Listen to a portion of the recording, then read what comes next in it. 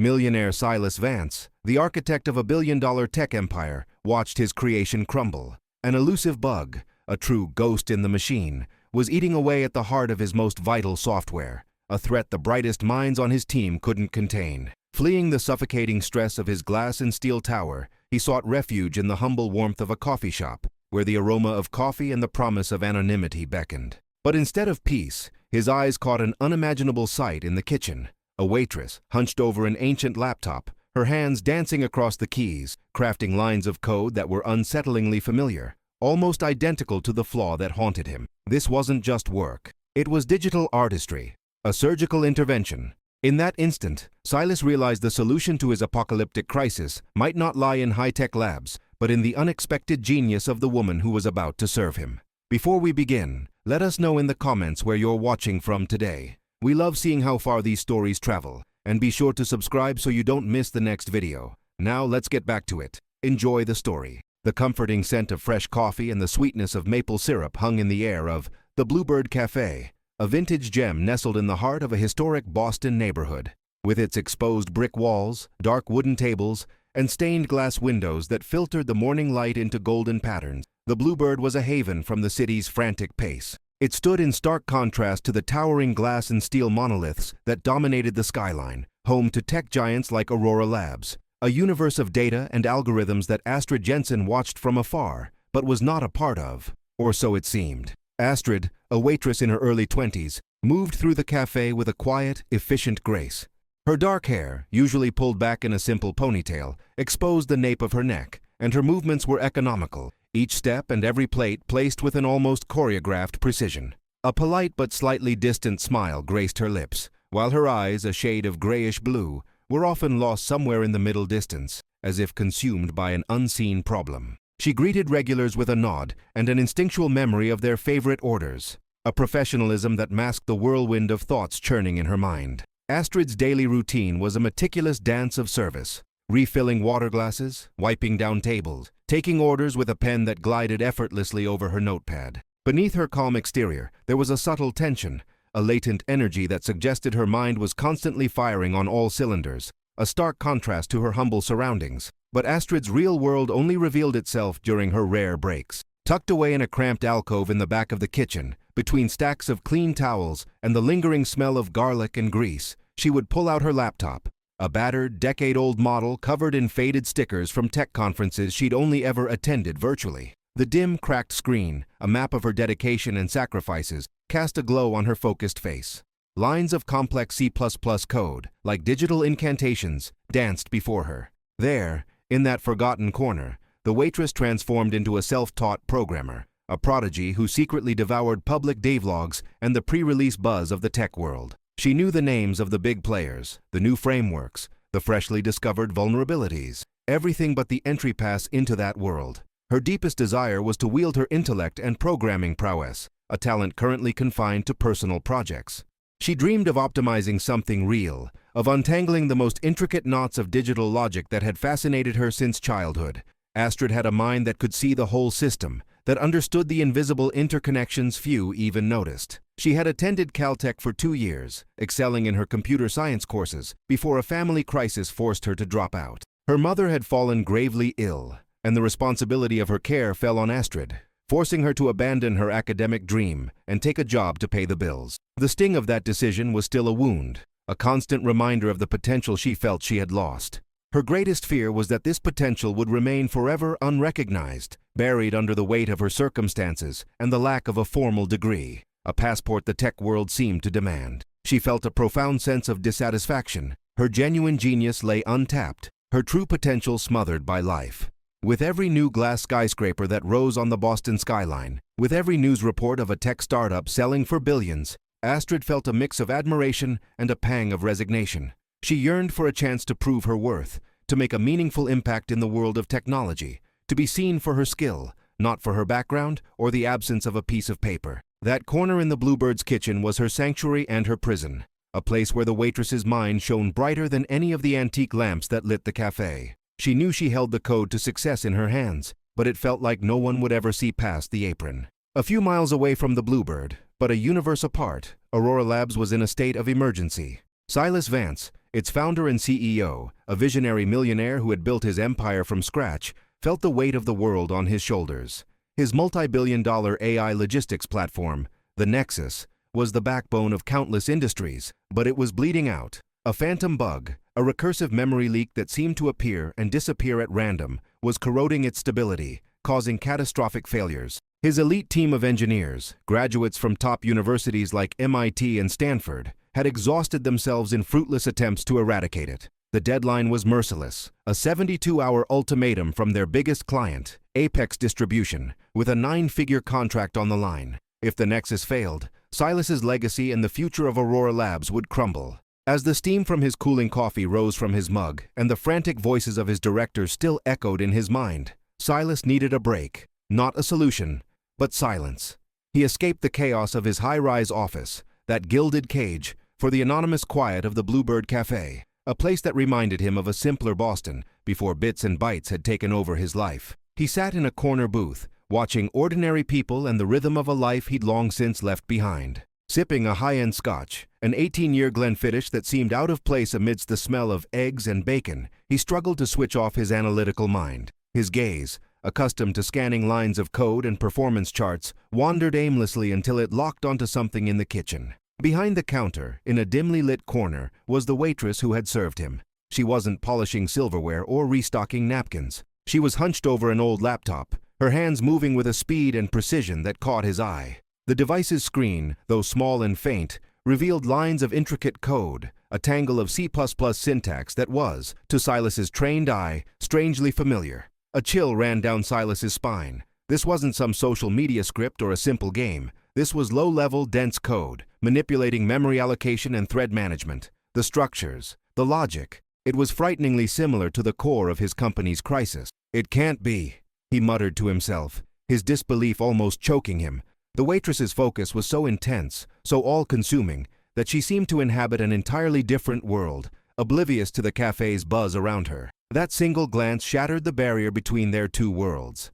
Astrid's world of quiet, anonymous brilliance was suddenly exposed to one of the most powerful men in the tech industry. The line between waitress and coder was shattered by the unexpected observation of Silas Vance.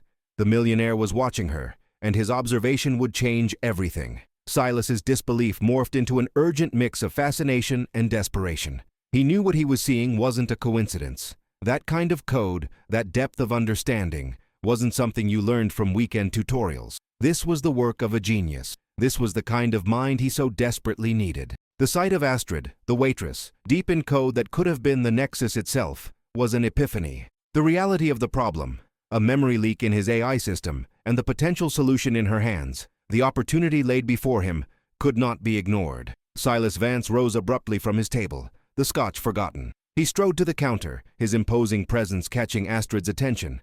She looked up, a mix of surprise and caution in her eyes, expecting an order, maybe a complaint. But Silas didn't ask for coffee. His eyes, which could intimidate entire boards of directors, were fixed on her. You're coding in C++, he began, his voice surprisingly calm but carrying an intensity that made Astrid's heart race. Memory management, thread allocation. Am I right? Astrid, caught off guard, felt a flush of heat creep up her neck. Her professional waitress persona crumbled, giving way to a raw panic. She instantly slammed the laptop shut, the sound cracking through the quiet that had fallen between them. I don't know what you're talking about, she stammered, her voice failing her. Silas didn't back down. Don't lie to me, I saw. The lines of code on your screen were eerily similar to the loops we're running in the Nexus. He slid a business card across the counter, stark white with a minimalist logo. Silas Vance, CEO of Aurora Labs. And my software is dying from a recursive memory leak my engineers can't find. You're a waitress who happens to be untangling something that looks like the soul of my system. Astrid glanced at the card, then up at the millionaire's serious face. Her own face went pale. The facade fell away completely. I'm nothing, she whispered, her voice barely audible. I'm just a waitress. I don't have a degree. I went to Caltech for 2 years, yes, but I had to drop out to take care of my sick mother.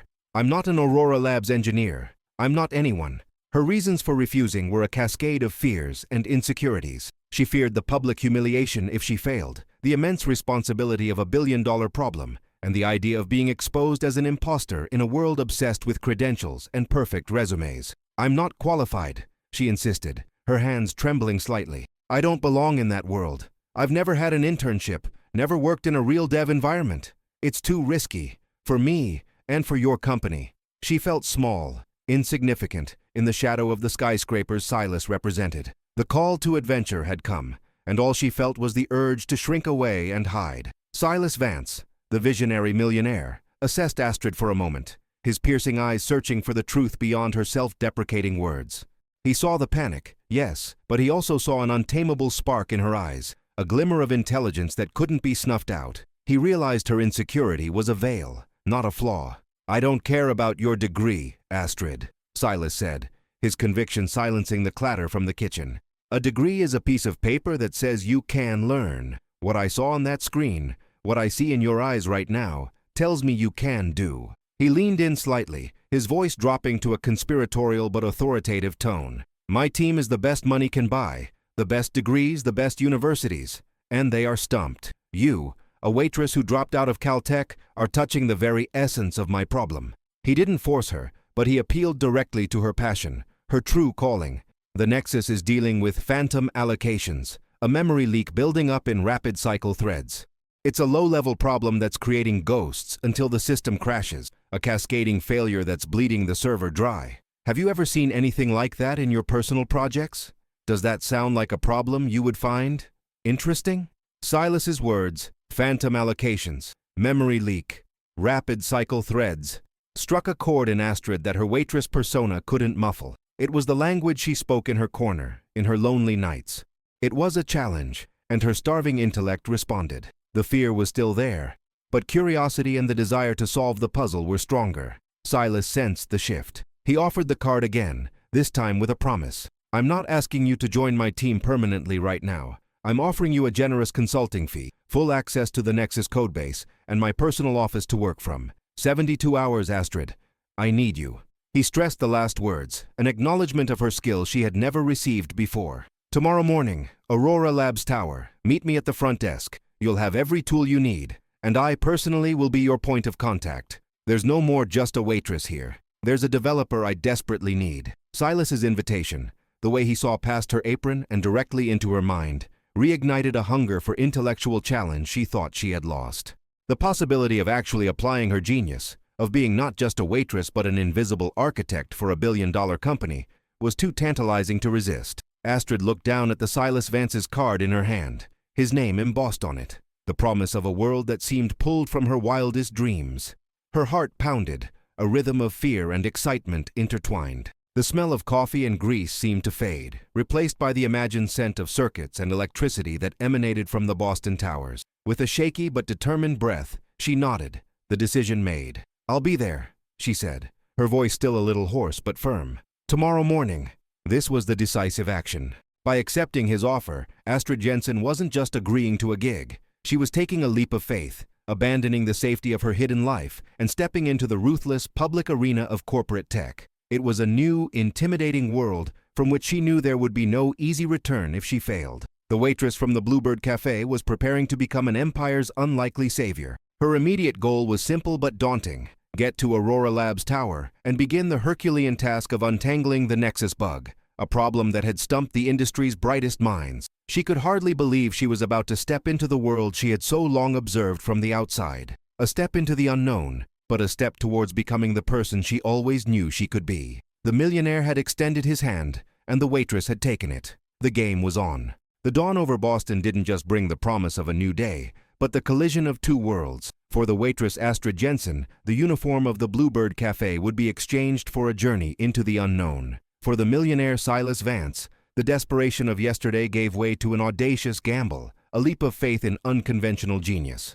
The glass and steel tower of Aurora Labs waited, imposing and merciless, to test the mettle of a woman whose talent was invisible to all but the man who had summoned her. The code of the Nexus was not the only mystery to be unraveled. The true nature of human ambition and the resilience of the spirit would be the cornerstones of what was to come. The morning light in Boston held a different quality for Astrid Jensen. The simple act of choosing her outfit, a modest black blouse and dark slacks, what she considered her best, felt freighted with a ceremonial weight. Every crease in the fabric, every line in the mirror, reflected not just her image, but the immense chasm she was about to cross. She felt like an imposter in a costume, about to trespass onto a stage where she didn't belong. Silas Vance's card, creased from being held so tightly, was her only passport into the Aurora Labs tower. As she left her small apartment, the smell of coffee still clinging to her clothes from the day before, the sheer scale of the glass and steel skyscrapers piercing the Boston sky seemed to mock her humble journey. The Aurora Labs tower was a monument to ambition, a fortress of technology that gleamed in the morning sun. Its lobby was a modern cathedral of polished marble and LED screens displaying abstract, real-time data graphics. People moved with a hurried purpose, in sharp suits, and with the glow of those who belong in a world of high impact. Astrid, the waitress who had traded her apron for slacks, felt herself shrink with every step. The air conditioning hissed, cold and impersonal, a chilling contrast to the welcoming warmth of the Bluebird. She hesitated at the main entrance, her heart hammering against her ribs. It was Silas Vance who found her, emerging from an elevator almost preternaturally. He was in a perfectly tailored suit, his presence radiating an authority and a calm that Astrid envied. A subtle smile, almost a nod acknowledging her inner battle, touched his lips. "Astrid," he said, his voice echoing in the vast space. "You came." There was a note of relief in his voice she hadn't expected. He greeted her with a brief but firm handshake and led her personally past the front desk. His strides were confident, hers hesitantly quick to keep up. The curious, judgmental glances of Aurora Labs employees followed them. Barely disguised whispers drifted through the air. "Who's that? Never seen her before. Is Vance bringing in another one of his special consultants?" Every glance, every whisper hammered at Astrid's insecurity, reinforcing the feeling of being an intruder, a waitress who had wandered into a universe that wasn't hers. Silas led her to an express elevator that shot upwards, the city sprawling out beneath them. The silence was filled only by the soft hum of technology and Astrid's nervous breathing. On the 37th floor, the doors opened to a buzzing open-concept workspace, alive with the clatter of keyboards and the murmur of focused conversations. "Welcome to Aurora Labs, Astrid," Silas said, guiding her into a glass-walled conference room that offered a panoramic view of Boston. Inside, a team of engineers, some with dark circles under their eyes, others with expressions of weary exhaustion, were already gathered. They were the elite army that had failed to bring the Nexus to heel. The air was thick with frustration and the pressure of the ticking clock.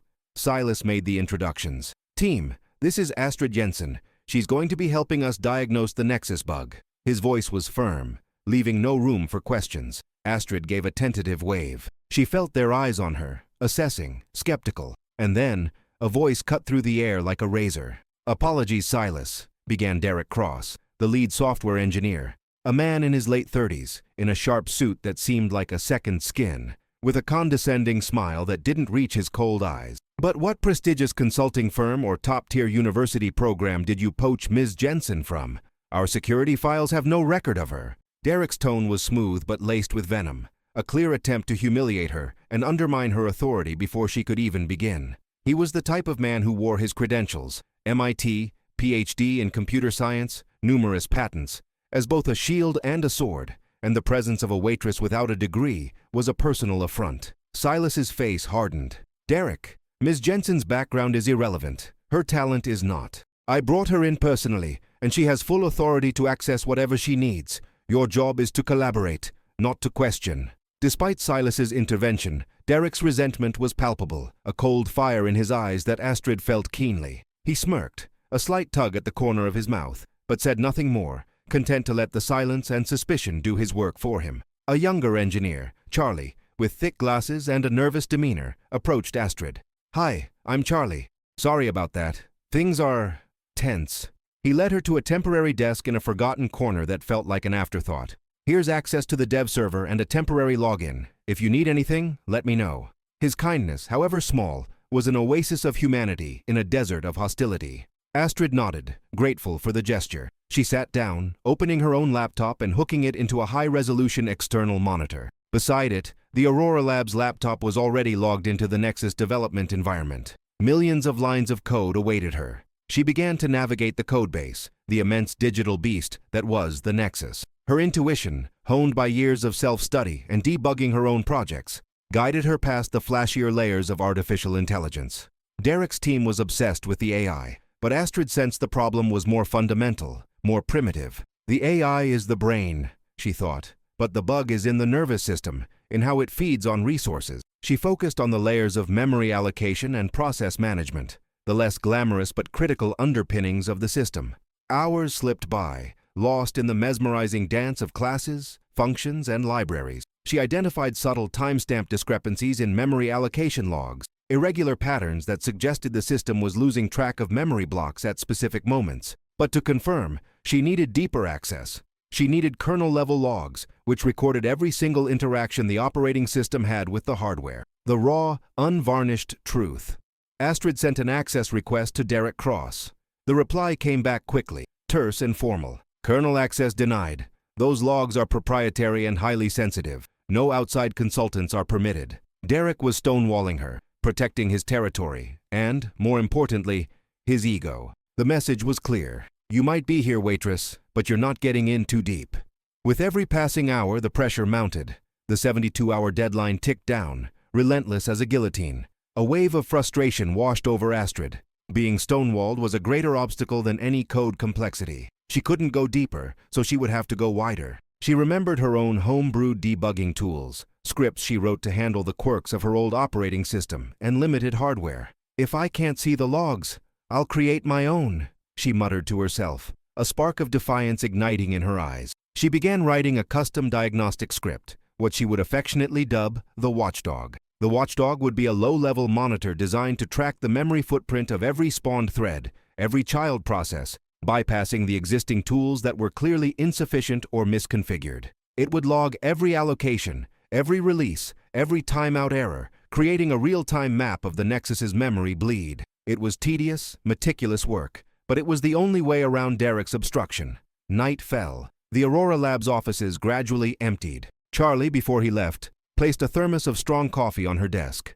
"Good luck, Astrid," he said, his voice a little more hopeful. Derek Cross, however, left with a sneer, convinced the Waitress was wasting her time and would fail spectacularly. Astrid worked tirelessly, the blue glow of the screen her only companion. Cold pizza and coffee were her fuel. Her hair came loose from its ponytail, and she found herself rubbing her eyes from time to time, but she didn't stop. From his private office, Silas Vance watched her through the glass wall. He didn't say a word, but his silence was a form of support, a tacit belief in her ability. The millionaire wasn't sleeping, locked in his own waiting game, watching the Waitress he'd brought in to save his empire, his single hope in the midst of a digital storm. The light in the Aurora Labs tower stayed on, a beacon of solitary determination in the vast Boston night sky. The pre-dawn hours dragged on, and the digital clock on Astrid's screen read 3:20 a.m. Her eyes were red-rimmed and weary, but there was an intensity in them that transcended exhaustion. Hours of debugging, of following invisible memory trails, of feeding the Watchdog data and refining its logic, had finally paid off. The script, the Watchdog, had worked. It hadn't just identified the culprit. It had pinpointed it. Astrid felt a jolt of adrenaline, a mental clarity that pushed away the fatigue. The bug was there, laid bare in all its devastating elegance and simplicity. It wasn't a problem in the complex AI of the Nexus, as Derek and his team had assumed. It wasn't a flaw in the cutting-edge machine learning algorithms. It was something far more fundamental, a quiet but fatal flaw in a low-level thread management library, a component most engineers would consider solved and rarely touch.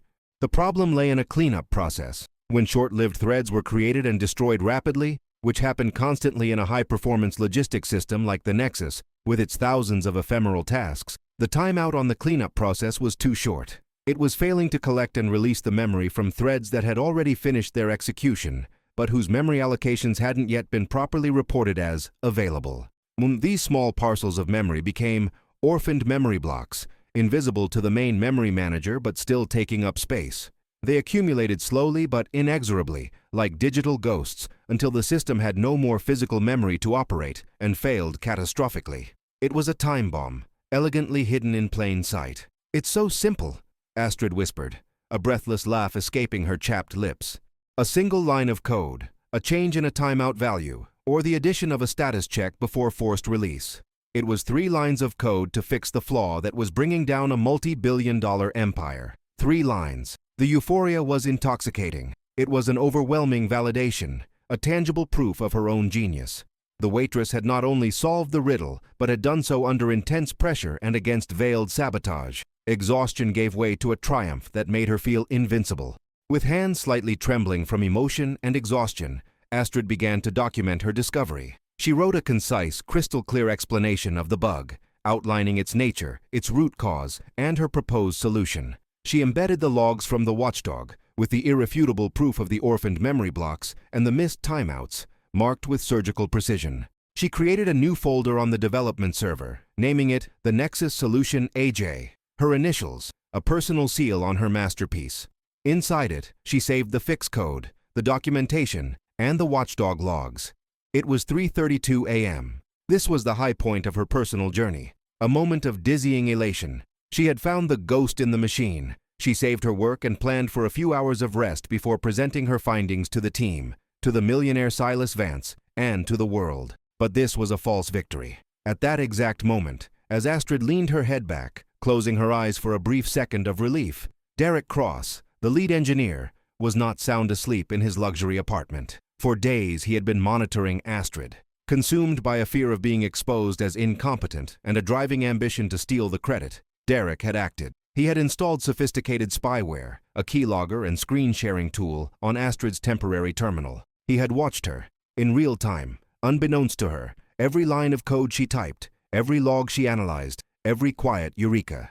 Derek, sitting at home in front of a secondary monitor that mirrored Astrid's work, felt a mix of dread and excitement as he saw her type the 3 lines of code that would save the Nexus. He watched her save everything to the Nexus Solution AJ folder. A malevolent smile, a cold twist of ambition formed on his face. The plan was complete. He knew exactly what to do. He opened his own secure terminal, accessing the dev server with his top-level administrator credentials. First, he copied Astrid's files, the fix code, the explanation, and crucially, the watchdog logs.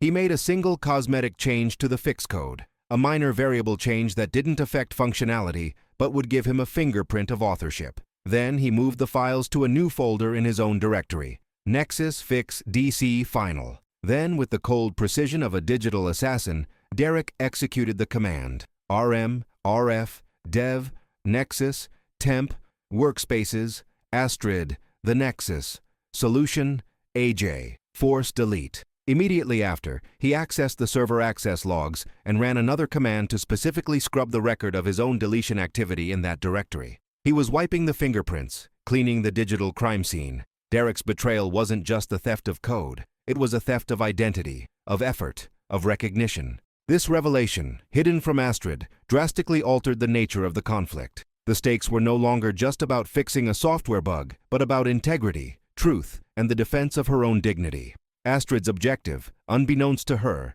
had shifted from being the savior of Aurora Labs to being the guardian of her own story, her own authorship. The millionaire Silas Vance was banking on the Waitress, but an unseen, cunning, and ruthless enemy had just revealed himself in the shadows. That morning, the air in the Aurora Labs executive boardroom was electric, but not with the panic of yesterday. There was an atmosphere of cautious optimism, of victory on the horizon. Board members, investors, and some of the senior engineers were present, their faces expectant. Silas Vance stood at the head of the table, a flicker of exhaustion but also relief in his eyes. The 72-hour deadline was just hours from expiring. Astrid entered the room, tablet in hand, where she had backed up her solution in case there was a server issue, a precaution Derek hadn't foreseen. Despite her exhaustion, there was a newfound confidence in her step. She had saved the Nexus. She had proven herself. But as she entered, the scene that unfolded before her froze her blood. Derek Cross stood at the podium, in front of the main screen, which displayed a presentation deck with the Nexus logo. And there it was, a slide with the title, Nexus Memory Leak, Root Cause and Solution, Derek Cross and Team. Astrid's body went rigid.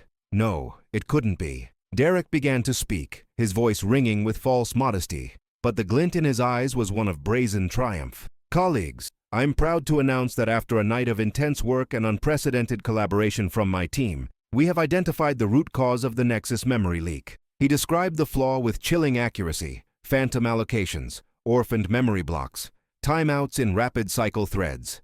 Astrid's words, her logic, her exact terminology, echoed through the room, stolen and repackaged as his own. He presented the fix code, the 3 lines, and a reformatted version of the watchdog logs, but renamed as the Cross Diagnostics log. The screen didn't show the initials, AJ. It showed DC. The board members erupted in applause. Robert Morrison, the chairman of the board, stood up.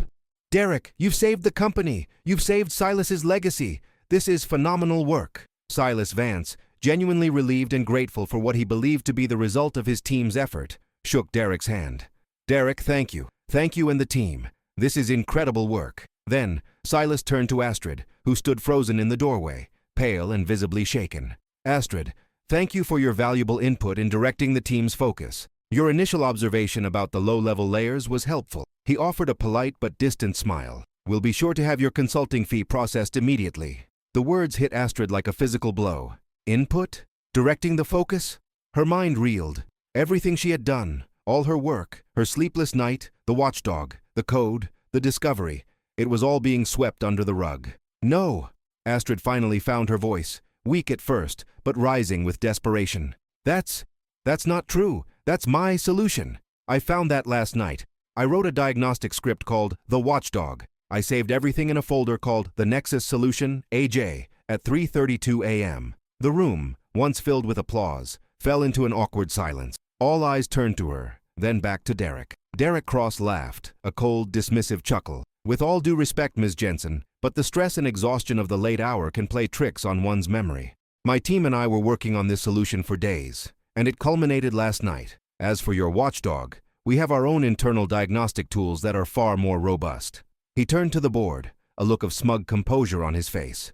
"The commit logs will show my team's work. The server access records will authenticate my claims." He knew he'd erased her logs and deleted the folder. Silas looked at Astrid, his expression turning from confusion to mild irritation at the disruption. Her story sounded preposterous. A waitress with no credentials against a lead engineer with a proven track record and digital evidence, falsified, in hand? "Astrid, I appreciate your passion," Silas said, his voice now firmer, with a note of finality. "But Derek and his team delivered. Your collaboration was valuable, but we need to wrap this meeting up."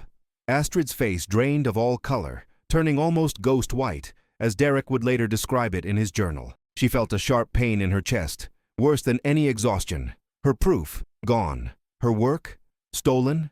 Her voice, unheard. She was being made to look like a desperate fraud, trying to steal credit from the hero of the hour. The condescending chuckles from Derek, the disapproving glares from the board, Silas's relief overriding his insight. She stood in stunned silence, invisible and unheard, defeated.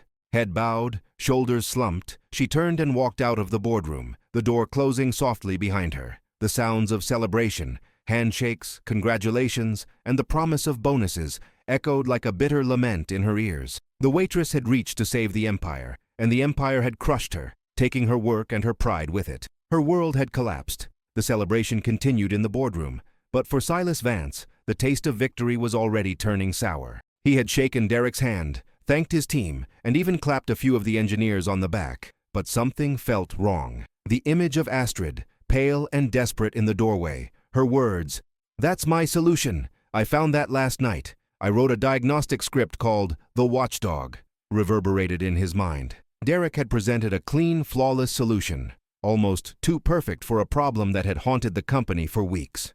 And the sudden breakthrough from Derek's team, after days of paralyzing frustration, felt too convenient. Silas, at his core, was a systems analyst, a man who trusted data and logic more than applause. He'd founded Aurora Labs because he could see patterns where others saw chaos, and the story Derek was telling had a few anomalies.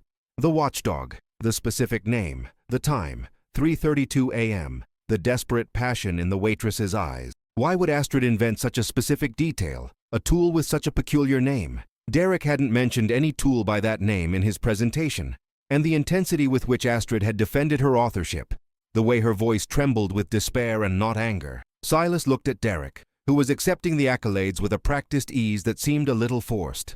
Derek's smile, once a sneer, now seemed a little tight, almost defensive. Silas's mind, accustomed to debugging complex code, began to debug Derek's narrative. A deep, unsettling feeling of doubt began to take root in Silas. This was more than just an interruption. It was a dissonance. His memory of seeing Astrid, the waitress, immersed in code in the Bluebird's kitchen, her brilliant intuition about the problem's complexity, clashed violently with the helpless figure he had just dismissed. He had seen her raw genius, unpolished, without the veneer of credentials, but undeniably there. The possibility that he, Silas Vance, had been played, that the integrity of his company was being compromised by one of his own team, ignited a quiet fury within him. This wasn't just about the Nexus bug. It was about truth, about ethics, about the kind of company he wanted to build. Aurora Labs will be a meritocracy, he had promised himself from the beginning. And now, that promise was in question. Silas didn't call security to remove Astrid. He didn't call HR to investigate her claim. He was a coder before he was a millionaire CEO, a systems analyst at heart, and he trusted raw data more than human testimony or corporate policy. He excused himself from the board, claiming an urgent call. His expression was serious but contained. He had to know. Personally, he couldn't trust anyone else. He had unrestricted access to every system log, every command line executed, every file created or deleted. He was going to dig deep, beyond the scrutiny Derek or anyone else would expect. He needed to unravel this new truth for himself, for his company, for his legacy, and perhaps for the waitress whose talent he had recognized but whose voice he had silenced. The final push didn't come from Astrid, but from Silas's own wounded integrity. The celebration at Aurora Labs rang with the discord of theft, a triumph forged in dishonesty. But the millionaire Silas Vance, an architect of code before he was a corporate titan, felt the rustle of a veil of lies. The unshakable instinct of his analytical soul cried out for a truth that seemed to have been erased. As the waitress Astrid Jensen, humiliated and hurt, walked away from the scene of her own robbery, Silas prepared to unravel not just a software error, but the moral failure at the heart of his own empire. The hunt was no longer for a phantom bug, but for an invisible justice, woven into the lines of a digital trail. The boardroom door closed behind Silas Vance, muffling the applause and congratulatory voices that, to his ears, now sounded like a chorus of untruths. He didn't head to his main office, the eye of the storm, where billion-dollar decisions were made. Instead, his destination was a discreet room, almost a sanctuary for his programmer's soul. His old development office, kept untouched from the early days of Aurora Labs, a relic from when he himself was just a code enthusiast, not a millionaire CEO. The room was simple, with a CRT monitor still in one corner, a whiteboard scarred with old algorithms, and a minimalist desk holding a secure terminal, firewalled from the main network, accessible only with the highest system administrator credentials. This was his refuge and his arsenal. Silas sat down, his face a mask of contained fury and cold determination. He was no longer the leader concerned with appearances, but the analyst, the digital detective. The pain of Astrid, the waitress he had brought in and failed to protect, burned in him. He needed to know the truth, not just for her, but for the soul of Aurora Labs. He booted up the terminal. It came to life quickly, the black screen and familiar green characters comforting him with their immutable logic. He entered his master password, a complex string that not even the senior network admins possessed. This was the key to unvarnished truth. His first action was to initiate a low-level sector scan on the Nexus's development server. He knew that deleted in the digital world rarely meant gone for good, especially if the disk sectors hadn't been overwritten yet. It was like searching for fingerprints where someone had tried to wipe a crime scene, but not with enough depth.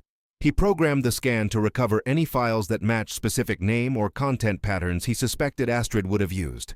While the scan ran in the background, a slow, intensive process, Silas turned to the next layer of his investigation. He accessed the administrative command logs for the Nexus's dev server partition, filtering for all activity in the last 12 hours. He was looking for anomalies, unexpected commands, access at odd hours, patterns that deviated from the norm. If Derek had acted, he would have left a digital breadcrumb trail. Silas was a master at reading those trails. His fingers flew across the keyboard, the speed and precision betraying years of deep debugging experience. He wasn't just a CEO, he was an ethical hacker at his core, a man who understood the binary language of the system as well as he understood the language of profit and loss. He searched for mentions of the watchdog, nothing in the team file creation or upload logs.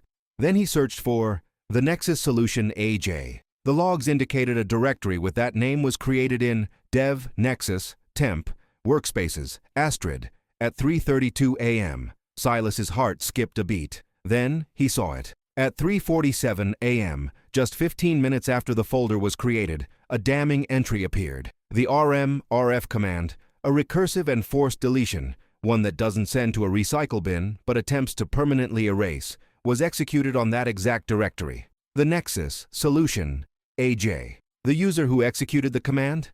Derek.Cross. Silas paused. His eyes narrowed. There it was, the smoking gun. But that wasn't all. Less than a minute later, at 3:48 a.m., the same user, Derek.Cross, executed a command to scrub the access records specifically for the workspace's Astrid directory. He tried to wipe his own digital fingerprints from the scene of the crime. The analogy hit him. It's like someone robbing a vault, wiping the fingerprints off the vault, but forgetting there was a high-definition security camera recording them holding the cloth and rubbing.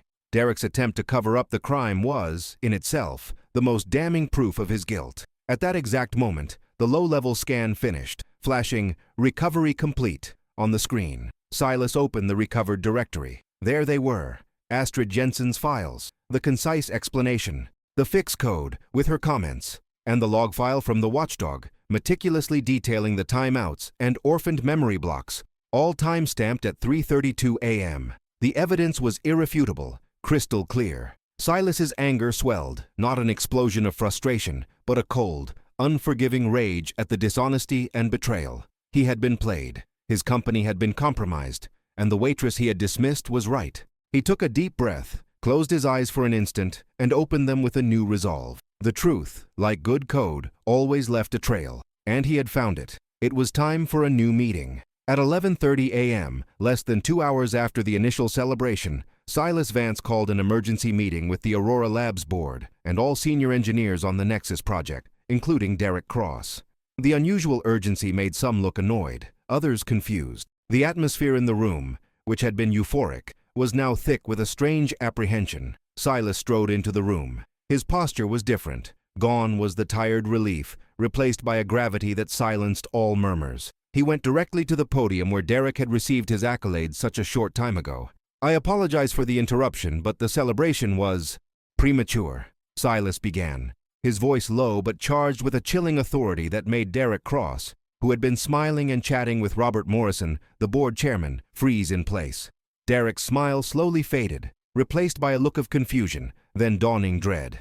"Earlier today I made a mistake," Silas continued, his eyes sweeping the room, landing for an instant on Derek's pale figure. "I failed to listen, to see past what was convenient. But the truth, like good code, always leaves a trail. And I followed it." He turned to the main screen, which had previously displayed Derek's triumphant presentation. With a few taps on his tablet, Silas projected the contents of Astrid's recovered folder. The title, "The Nexus Solution AJ," appeared in large, clear letters, followed by the fix code, with Astrid's detailed comments, and most importantly, the log file from the watchdog, all time-stamped 3:32 a.m. A shocked whisper rippled through the room. Robert Morrison frowned, confused. The engineers began to shift uncomfortably. Derek's face went ashen, his body petrified. He tried to speak, but the words caught in his throat. Silas gave him no chance. "This is the original solution," he declared, his voice gaining strength. "Discovered and documented by Astrid Jensen at 3:32 this morning." Then, with another tap, he overlaid it with what he'd found in the server logs.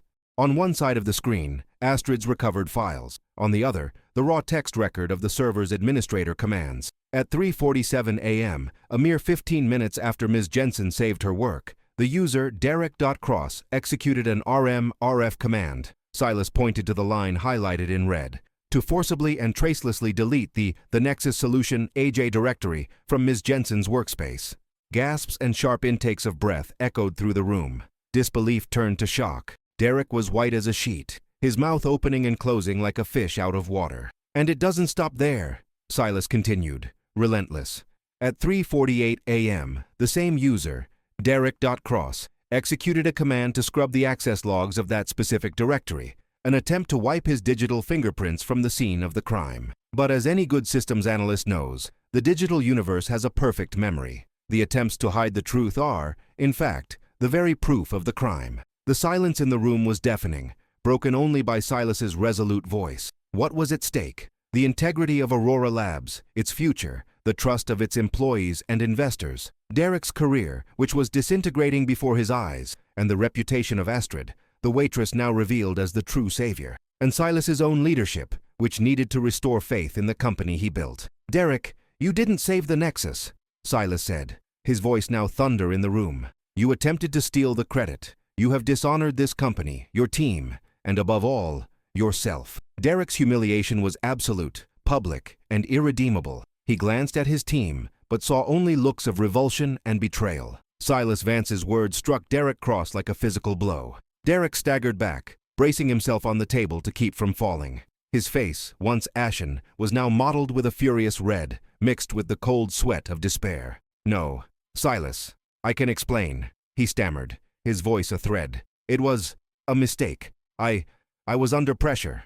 But no explanation could fight the irrefutable digital evidence displayed on the screen. The engineers, who moments before had been celebrating Derek as a hero, now stared at him with a mix of shock, disbelief, and a profound disgust. Charlie, the young engineer who had helped Astrid, clenched his fists, his face contorted with anger. Silas allowed no more excuses. His voice, deep and resonant, filled the space. "The greatest danger to this company is not a software bug. It's a flaw in our character, an insidious culture of ego, of credentialism, and of arrogance that allows a talent like Ms. Jensen's to be marginalized, and a fraud like this to flourish." He turned to the room, his eyes fixing on the senior members of the team and the board. "I built Aurora Labs on a foundation of innovation and integrity. Today, I realize I have allowed that foundation to be eroded. That ends now." With a decisive motion, Silas pointed at Derek. "Derek Cross, you are terminated, effective immediately." He motioned to two security guards who had appeared discreetly at the door. "Please escort Mr. Cross from the premises." Derek's dignity, what little remained, disintegrated. He stumbled, avoiding the gazes of his former colleagues, his face a ruin of humiliation. The guards led him from the room, and the sound of his retreating footsteps echoed down the hall, a final, lonely sound for a career destroyed by its own ambition. Silas then turned to the rest of the senior team. His voice, though slightly calmer, still carried the promise of imminent radical change. "To all of you, this is a clear warning. Aurora Labs will be undergoing a fundamental restructuring. Our engineering division, our culture, will be redefined. It will be a place where talent is the only currency that matters. It will be a true meritocracy, where innovation is celebrated and integrity is non-negotiable, or it will be nothing at all." He looked at each face in the room, conveying the seriousness of his declaration. "You have a choice. Be a part of that change or find yourself on the outside." The room was silent. The magnitude of what had just happened, the fall of a senior leader, and the promise of a radical transformation in the company's culture, hung heavily in the air. Silas's legacy, which had seemed to be saved by a lie, was in fact rescued by the truth. And now he would dedicate himself to rebuilding it on a stronger foundation. Silas Vance walked through the halls of Aurora Labs, his steps lighter, though his mind was still processing the morning's turbulence. He found her where he had left her, in the common office area, looking out at the panoramic view of the Boston skyline, a cityscape that now seemed less intimidating, perhaps because she was about to claim her place within it. Astrid was sitting, her tablet on the table beside her, the exhaustion still present on her face, but the resignation had given way to a quiet contemplation. He approached softly. "Astrid," he said, his voice gentle. She turned, her tired eyes meeting his. There was a silent question in her gaze. Silas took the chair opposite her. "The truth, like good code, always leaves a trail," he repeated, her words now his. "And I found it." He explained what he had done, the logs, the file recovery, the exposure of Derek. "He's been terminated. His career here is over." Astrid blinked, absorbing the news. A slow but profound relief washed over her face. I knew, but I didn't think anyone would believe me." Silas shook his head, a visible weight on his shoulders. "That was my failure, Astrid, my failure of leadership. I was blinded by relief, by desperation, and by my own arrogance. I saw a role, not a talent, and for that, I am deeply sorry." He looked at her directly, his eyes full of a newfound respect. "You saved my company, Astrid, not just the Nexus, but the soul of Aurora Labs." He took a breath, then laid out his offer. "Aurora Labs is going to undergo a seismic shift, a true meritocracy, and I need you to help lead it. I want you to be our senior software architect," he said, watching the surprise flicker in her eyes. "And more than that, I'm creating a new unit, the Core Compliance Unit, a division that will report directly to me, with a mandate to challenge every assumption, to stress test every line of code, every process, every architectural decision, from the lowest levels to the most complex AI. I want you, Astrid, to be the head of that unit." Astrid was speechless. The title, the responsibility, the trust being expressed by a millionaire who had once seen her as just a waitress. It was everything she had ever dreamed of. A pang of her old insecurity still lingered. "But Silas, I still don't have a degree. I don't have the formality everyone expects." Silas smiled, a genuine smile this time, warm and encouraging. "I don't care about formality, Astrid. I care about functionality. You have the rare ability to see the whole system, not just the parts. To see the invisible. That's a skill worth more than any degree, more than any credential. That's what will stop us from making the same mistakes again. She looked at him, and a radiant smile of newfound confidence and purpose spread across her face. The waitress was gone. The architect was here, triumphant. "I accept," she said, her voice firm and clear. Aurora Labs began its transformation. Silas Vance, a leader reborn, committed himself to being more vigilant, to fostering a culture where innovation was driven by integrity and genuine talent was always recognized, regardless of where it came from. Astrid, now a respected leader within Aurora Labs, was not just a problem solver. She was a builder of a new corporate culture, one more ethical and more honest. She had found her place, and her genius, once hidden in the shadows of a kitchen, was now recognized, celebrated, and essential to the future of one of the world's biggest tech companies. Narrator. The story of Astrid Jensen and Silas Vance reminds us that true brilliance isn't confined to lavish boardrooms or elite universities. Genius can be found in the most unexpected places, in the most calloused hands, in the most unassuming mind. Integrity, both personal and corporate, is not just an ideal, but the most valuable asset, the source code of lasting success. The journey of the waitress who became an invisible architect didn't just fix a critical software bug. It exposed a deep flaw in corporate culture, leading to its rebuilding from the ground up, stronger, more honest, and truer to its ideals. It is a powerful reminder that circumstances do not define potential, and that authenticity and meritocracy will, in the end, always prevail over fraud and arrogance. A millionaire learned to look beyond the obvious, and a waitress found her true place in the world, proving that sometimes the greatest architects are the ones no one ever expected to see. And that's the incredible journey of Astrid, the invisible architect. If this story inspired you to believe in the power of hidden talent and the importance of integrity, don't forget to leave your like on this video. Subscribe to the channel for more captivating stories like this, and hit the bell so you never miss a new episode. Drop a comment below. What part of Astrid's story resonated with you the most? And of course, share this powerful message with friends and family who need a dose of inspiration. Thanks for watching.